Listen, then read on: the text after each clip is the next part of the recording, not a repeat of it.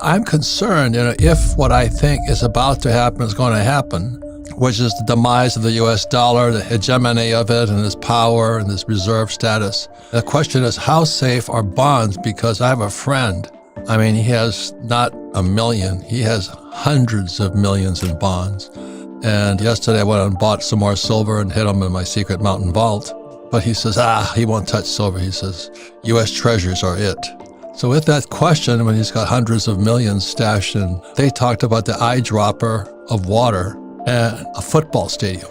So I think that's a very good metaphor, the eyedropper of water, eyedrop of water, an entire football stadium. Because I think the last eyedrop is about to hit because that football stadium's almost filled up. This is really about the power of exponential growth. And a lot of the trends that are sort of driving the world we live in at large are exponential. And the human mind doesn't do a really good job of understanding exponentials. And that's why I came up with this analogy about the magic eyedropper in the stadium. Basically, he says, look, pick the stadium of your choice. Imagine somebody takes a magic eyedropper and walks down to the pitcher's mound and squeezes out a single drop of water right there on the pitcher's mound. And that drop of water doubles in volume every minute. So minute 1, it's 1 drop in size. Minute 2, it's 2 drops in size. Minute 3, it's 4 drops in size. Minute 4, it's 8 drops in size, right? So the question is if you got handcuffed to the topmost bleacher seat in the stadium, how long would you have to escape your handcuffs before the stadium was underwater? Most people will say, I don't know, year, months. The answer is very surprising. The answer is 45 minutes. Much less time than you think. And that's just because when it doubles, each doubling is bigger than all the increases that came before it. But the really important question is what time does that happen? And that happens at minute 40. By the time you see there's a problem, the stadium's filled just a couple of minutes later, right? By the time you see the issue, it's way too late to avoid it. Your only choices at this point in time are just to sort of manage the impact. The functioning of our financial system, are you talking about the US dollar as a reserve currency, or are you talking about just our ability to afford our basic way of living? I mean, that right now, I think is getting pretty late in the game, especially if you live in parts of the world that are really suffering right now under just crushing inflation. I mean, I don't think anybody in Europe, for example, could have ever forecasted a year ago that they would be paying what they're paying right now for energy. Yeah. So when you look at, a lot of times in America can't see because we're a goldfish bowl. Everybody looks in, but we don't see out. And I'm looking at what happened in Sri Lanka, what's happening in Brazil, what's happening in England, what's going to happen in Germany.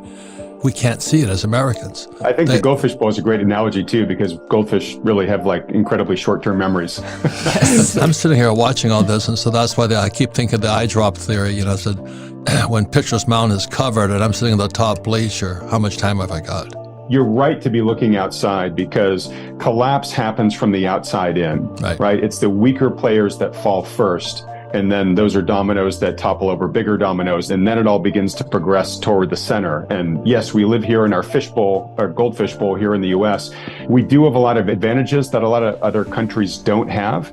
We're likely not going to be the first one to fall. We're probably likely going to be the last one. But to find out where we are in the story, we want to look out at the periphery and see how it's doing. And as you just said, Robert, the very extreme ends of the periphery are not doing well at all, right? You've got a place like Sri Lanka that's gone into full collapse. Right? Yeah. I don't know if you saw the videos of the people storming the presidential palace.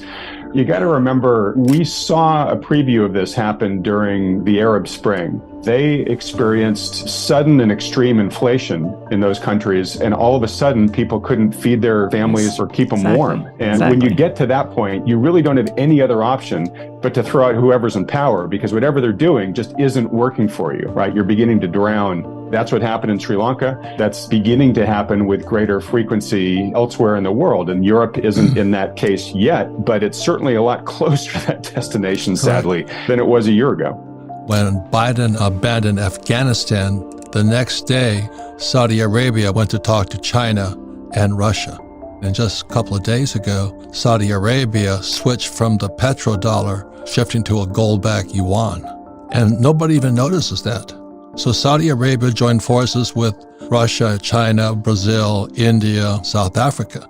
When Russia invaded Ukraine, basically the U.S. weaponized the financial system against Russia, basically like seizing Russia's assets that were held abroad and whatnot. And a lot of other countries looked at that and said, whoa, like I'm in the U.S.'s good graces right now, but I might not always be. Exactly. And they could do that to me. So, what we've done in the response to the war in Ukraine, whatever you think about it, we have basically provided a pretty strong incentive for many countries to accelerate their plans to de-dollarize. And that's exactly what you're just talking about with the steps that Saudi Arabia took there. I certainly have heard a lot of commentary recently about the BRICS countries working on a commodity-backed currency to rival the dollar and probably going to be priced in gold grams and whatnot. Nigeria is going to join the BRICS. Yeah. So they're ganging up on the dollar.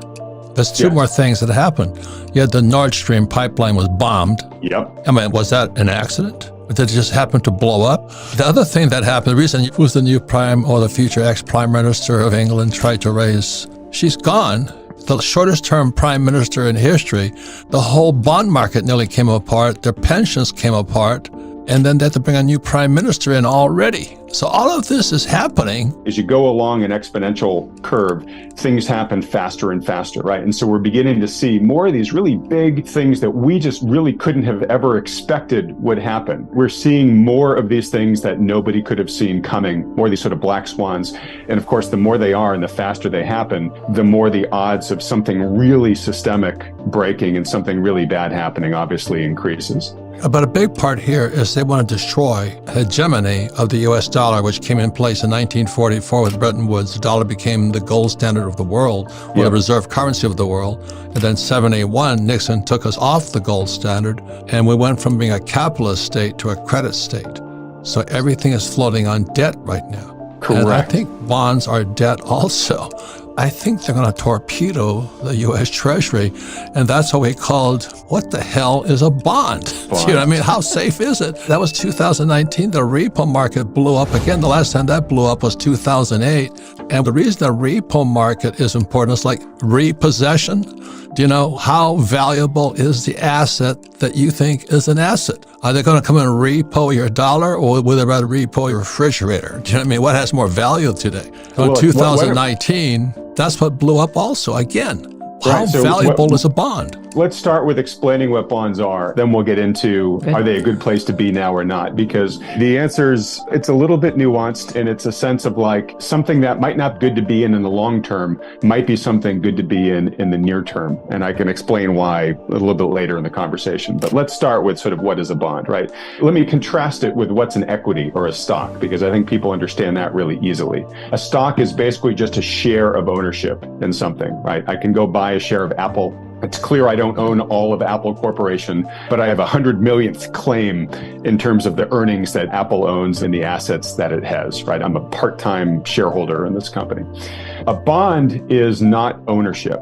A bond is an IOU, essentially, where you give your money to somebody and they say, okay, I'm going to pay you back, but for the risk that you're taking by giving me your money, I'm going to pay you some interest as well along the way. So it's basically just a contract, and it's just math. Bonds tend to be a little bit easier to deal with because when you're dealing with a stock, you have to take into account all sorts of things. Okay, what's the potential of this company to earn money over time? And what do I discount those earning streams back at? And what's their competition doing? And maybe they're going to take over their category, or maybe they're going to be outcompeted. Bonds, it's really just much more, okay, what's the math of this contract I've entered with you? And then you have to factor in a little bit of default risk, right? Which is, okay, what's the likelihood this person's actually going to be able to deliver on what they're telling me they're going to do?